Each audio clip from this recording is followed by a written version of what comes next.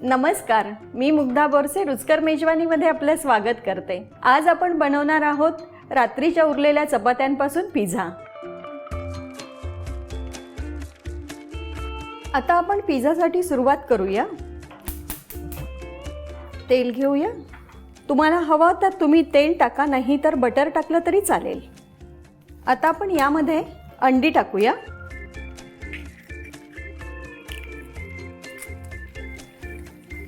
चवीपुरतं मीठ,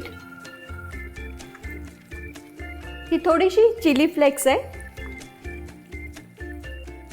mix herb हे मार्केटमध्ये इझिली मिळतात। ह्या ज्या पोळ्या आहेत ना, त्याला मी थोडीशी लसणाची चटणी लावून घेणार आहे। यामध्ये लाल तिखट किंवा लाल मिरची आणि लसूण, थोडंसं मीठ, ही मी आता अंड्यांवरती अशी ठेवून घेईन।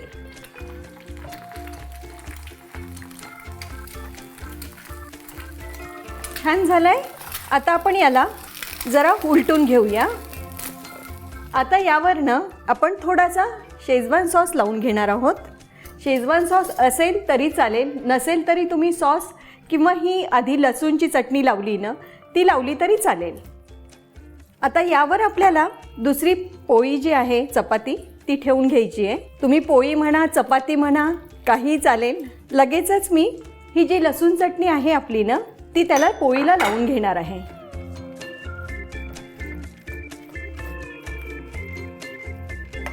आता यावर आपण थोडंसं चीज किसून घेणार आहोत।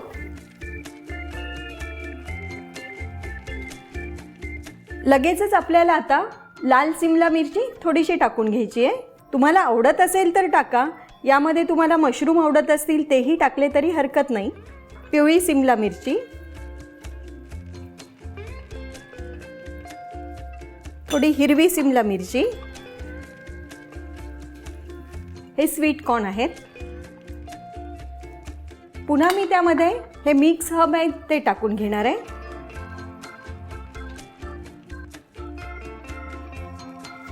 अगदी थोडी चिली फ्लेक्स। आता ना मी कांदा विसरली आहे, कांदा पण टाकून घेते।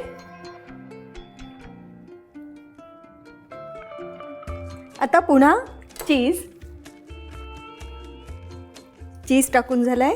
पुन्हा मी थोडासा मिक्स हर्ब टाकणार आहे आणि चिली फ्लेक्स अगदी थोडी टाकायची आहे। अगदी थोडं मी मीठ टाकते,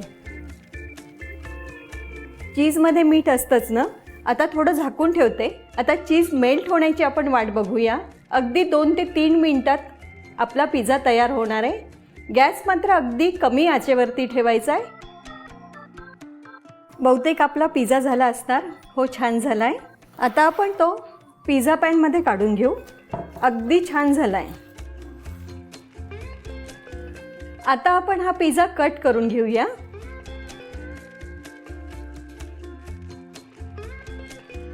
आपल्याला माहिती असेल की फोडणीची पोळी, गुळाचा लाडू, शिळ्या पोळ्यांचा आपण किंवा शिळ्या चपात्यांचा आपण नेहमी बनवतो।